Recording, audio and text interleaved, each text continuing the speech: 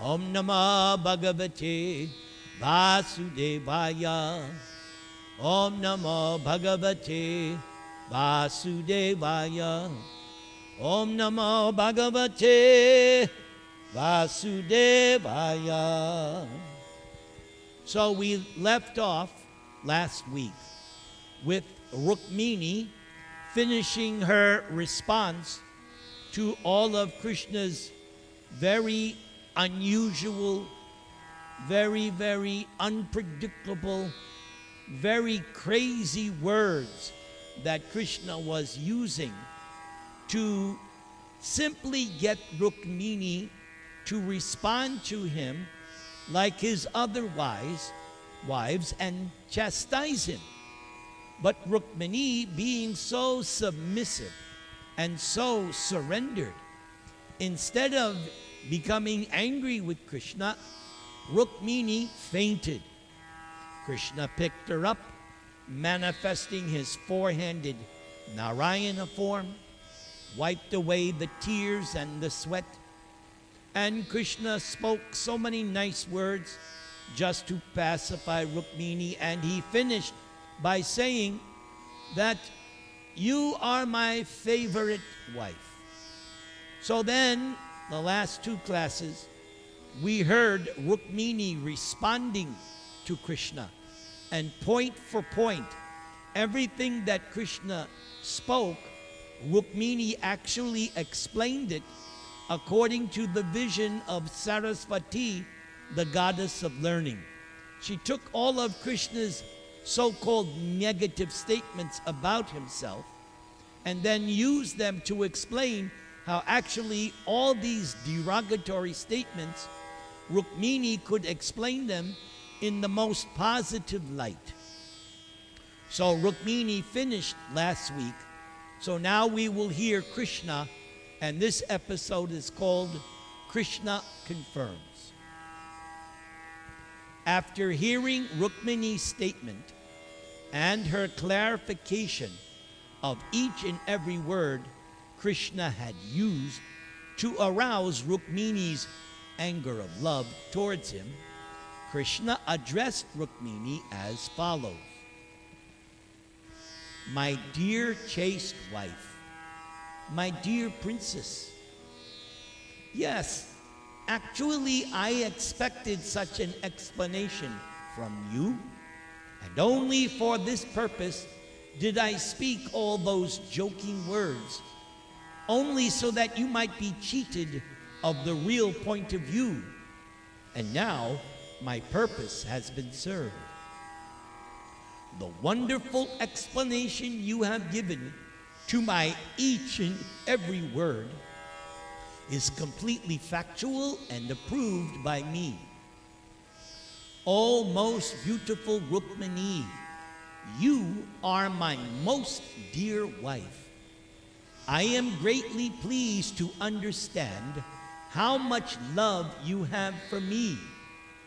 Please take it for granted that no matter what ambition and desire you might have, and no matter what you might expect from me, I am always at your service. And it is a fact also that my devotees, my dearmost friends, and my dear servitors are always free from material contamination, even though they are not inclined to ask such liberation from me. My devotees never desire anything from me except to be engaged in my service. And yet, because they are completely dependent upon me, even if they are found to ask something from me, that is not material. Such ambitions and desires, instead of becoming the cause of material bondage, become actually the source of liberation from this material world. O my dear chaste and pious wife, I have thus tested, on the basis of strict chastity, your love for your husband, your love for me, and you have passed the examination most successfully. Yes, I purposely agitated you by speaking many words not applicable to your character. But I am surprised to see that not a pinch of your devotion to me has been deviated from its fixed position. I would like to make a comment here at this time. And that is, there is a statement in the Shastras that what is real love? Real love means that even when there's a reason, even when there's an actual cause for the dissolution of a relationship, and yet that relationship does not break, that is love.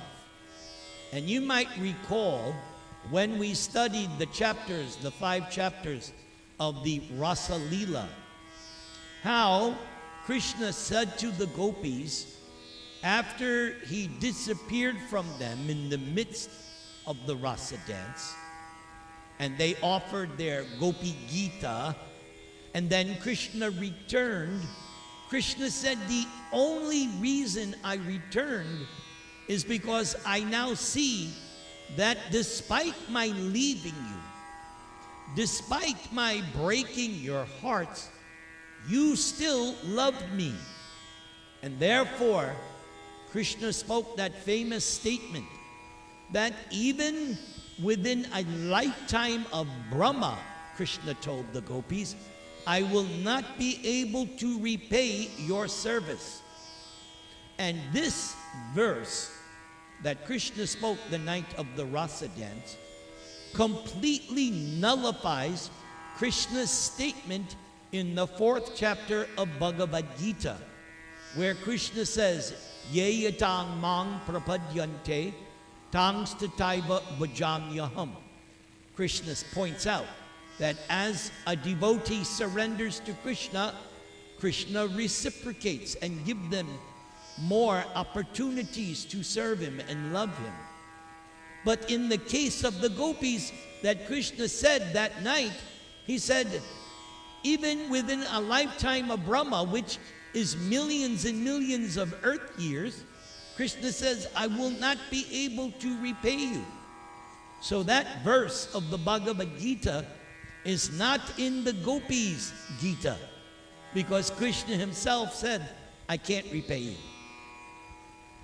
Krishna now continues, my dear wife, I am the bestower of all benedictions, even up to the standard of liberation from this material world. For my name is Mukunda, and it is I only who can stop the continuation of material existence and call one back home, back to Godhead. One whose devotion for me is adulterated worships me for some material benefit just to keep him or herself in this world of material happiness, culminating in the pleasure of sex life. One who engages in severe penance and austerities just to attain this material happiness is certainly under the illusion of my external energy. Such persons who are engaged in my devotional service simply for the purpose of material gain and sense gratification are certainly very foolish.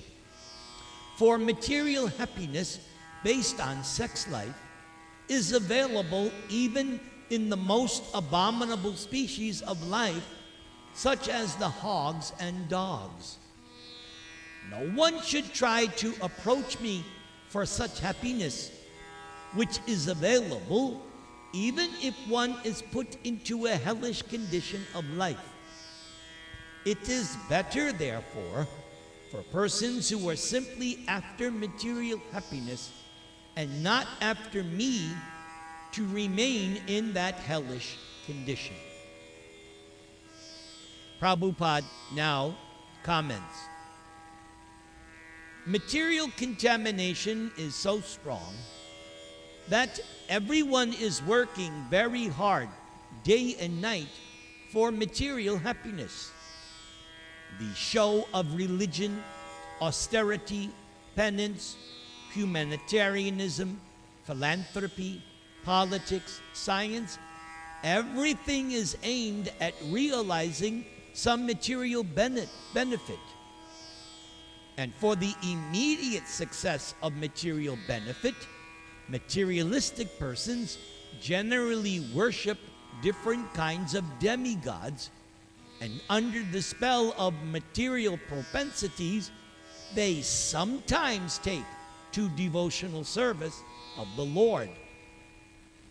But sometimes it so happens that if a person sincerely serves the Lord and at the same time maintains material ambitions, the Lord very kindly removes the sources of such material happiness.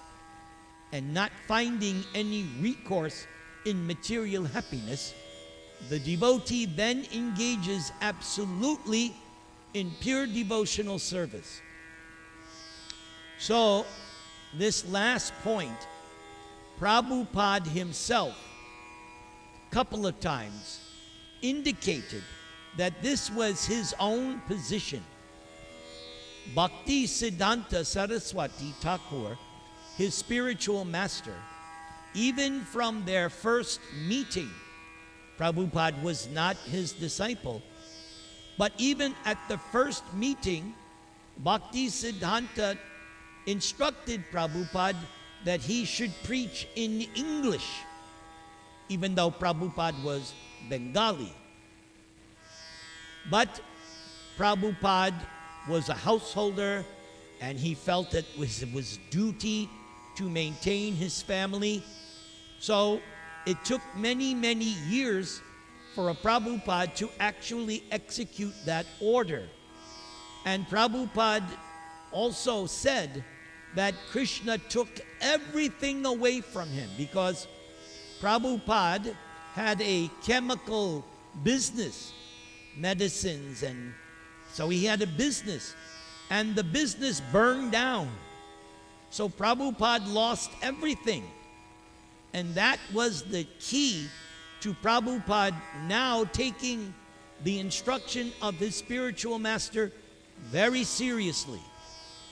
Then Prabhupada was starting to have dreams where Bhakti Siddhanta would appear to him in a dream and would be calling him to come out, take sannyas, and preach.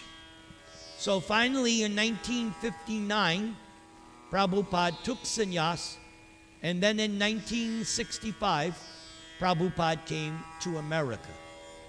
So Prabhupada recognized that sometimes Krishna does that, takes everything away so that the devotee has no recourse but to fully surrender. So now Krishna continues. My dear best of all of my queens, I clearly understand that you have no material ambition. Your only purpose is to serve me, and you have long been engaged in unalloyed, pure service. Exemplary, unalloyed devotional service can not only bestow upon the devotee liberation from this material world, but it also promotes one to the spiritual world to be eternally engaged in my service. Persons who are too addicted to material happiness cannot render such service. Women whose hearts are polluted and full of material desires devise various means of sense gratification while outwardly showing themselves to be great devotees. O my dear honored wife, although I have thousands of wives, I do not think that any one of them can love me more than you. The practical proof of your extraordinary position is that you had never seen me before our marriage. You had simply heard about me from a third person, and still your faith in me was so fixed that even in the presence of many qualified, rich, and beautiful men of the royal order, you did not select any one of them as your husband, but you insisted on having me. You neglected all the princes present, and very politely you sent me a confidential letter inviting me to kidnap you. And while I was kidnapping you, your elder brother Rukmi violently protested and fought with me. As a result of the fight, I defeated Rukmi mercilessly and disfigured his body. Also, at the time of Aniruddha's marriage, when we were all playing chess, there was another fight with your brother Rukmi on a controversial verbal point, and my elder brother Balaram finally killed Rukmi. And I was surprised to see that you did not utter even a word of protest over this incident. Because of your great anxiety that you might be separated from me, you suffered all the consequences without speaking even a word. As the result of this great silence, my dear wife, you have purchased me for all time. I have come eternally under your control. You sent your messenger inviting me to kidnap you, and when you found that there was a little delay in my arriving at the spot, you saw the whole world as vacant. At that time, you concluded that your beautiful body was not fit to be touched by anyone else. And therefore, thinking that I was not coming, you decided to commit suicide and immediately end that body. Oh, my dear Rukmini, such great and exalted love for me will always remain within my soul. As far as I am concerned, it is not within my power to repay you for your unalloyed devotion to me. So here again, just like he told the gopis, now we admit here, Krishna admits he will not be able to repay Rukmini. So for her also, that verse in Bhagavad Gita does not apply. Now, I must mention, Krishna just referred to an incident that we have not yet read. It will come later, the killing of Rukmini's brother Rukmi. But here, Krishna has already mentioned it, so this particular episode took place after that event, and we will study it in just a few classes. The Supreme Personality of Godhead, Krishna, certainly has no business being anyone's husband or son or father, because everything belongs to Krishna and everyone is under Krishna's control. Krishna does not require anyone's help for his satisfaction. Krishna is Atma Rama. Krishna is self-satisfied. Krishna can derive all pleasure by himself without anyone's help. But when Krishna descends to play the part of a human being, Krishna plays a role either as husband, son, friend, or enemy in full perfection. As such, when Krishna was playing as the perfect husband of the queens, especially of Rukmini-ji, Krishna enjoyed conjugal love in complete perfection. Now Prabhupada comments. According to Vedic culture, although polygamy is allowed, none of one's wives should be ill-treated. In other words, one may take many wives only if he is able to satisfy all of them equally as an ideal householder. Otherwise, it is not allowed. Lord Krishna is the world teacher.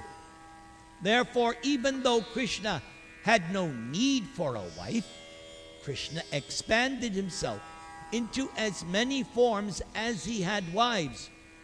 And Krishna lived with them as an ideal householder, observing the regulative principles, rules, and commitments in accordance with the Vedic injunctions and social laws and customs of society.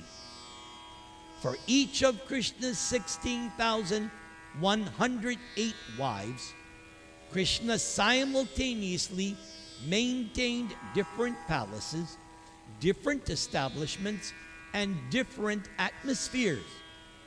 Thus, Krishna, the Lord, although one, exhibited himself as 16,108 ideal householders.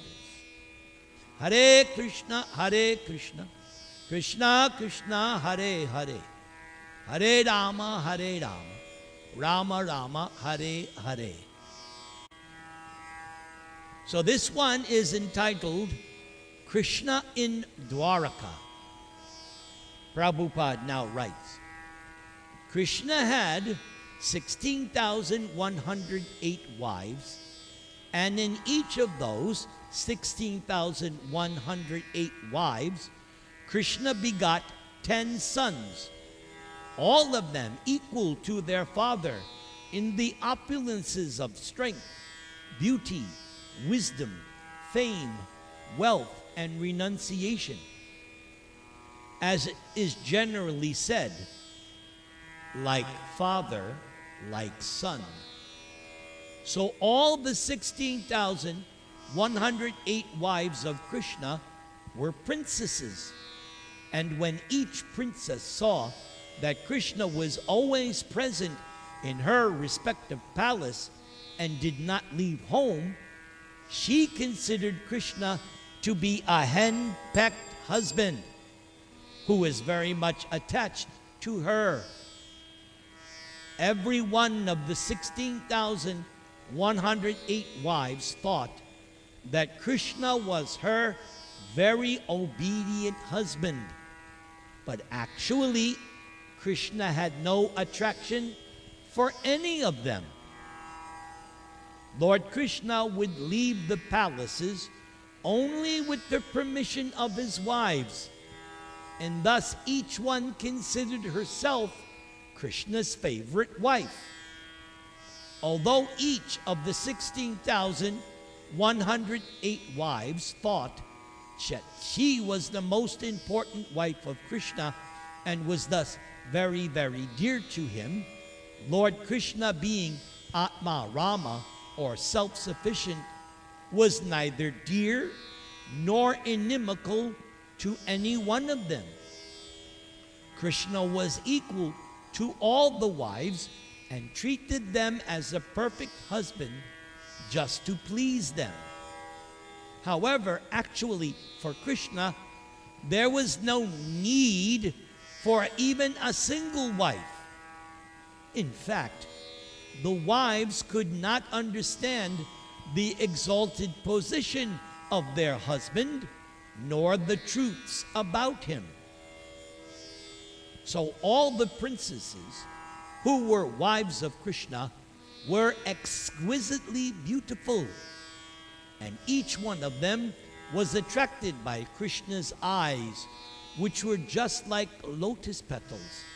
And they were attracted by Krishna's beautiful face, his long arms, beautiful ears, pleasing smile, humorous talk, and sweet words.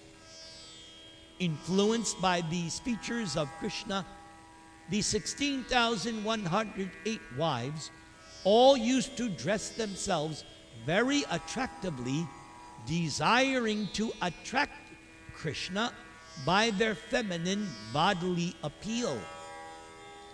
The 16,108 wives exhibited their feminine characteristics by smiling and moving their eyebrows, thus shooting sharp arrows of conjugal love just to awaken Krishna's lusty desires for them.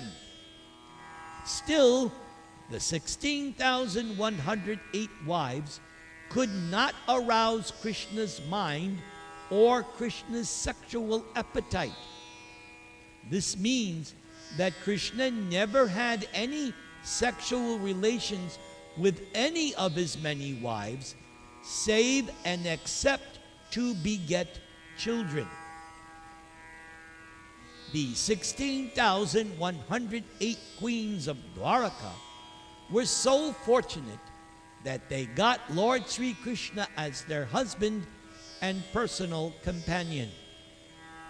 Although Krishna is not easily approachable, even by exalted demigods like Lord Brahma, Lord Krishna and his queens remain together as husband and wife, and Krishna, as an ideal husband, treated them in such a way that at every moment there was an increase of transcendental bliss in their smiling exchanges, talking, and mixing together. Each and every wife had hundreds, thousands of maidservants, and yet, when Krishna entered the palaces of his thousands of wives, each one of them used to receive Krishna personally by seating Krishna in a nice chair, worshiping Krishna with all requisite paraphernalia, personally washing Krishna's lotus feet, offering Krishna betel nuts, massaging Krishna's legs to relieve them from fatigue, fanning Krishna to make Krishna comfortable, offering all kinds of scented sandalwood pulp, oils, and other aromatics, putting flower garlands on Krishna's neck, dressing Krishna's hair, getting Krishna to lie down on the bed, and assisting Krishna in his taking bath. Thus, the 16,108 queens of Dwaraka served Krishna always in every respect, especially when Krishna was eating. Thus, they always engaged in the service of Lord Krishna. Hare Krishna, Krishna Krishna, Hare Hare, Hare Rama, Rama Rama, Hare Hare. So now we will do the Nasringa prayers.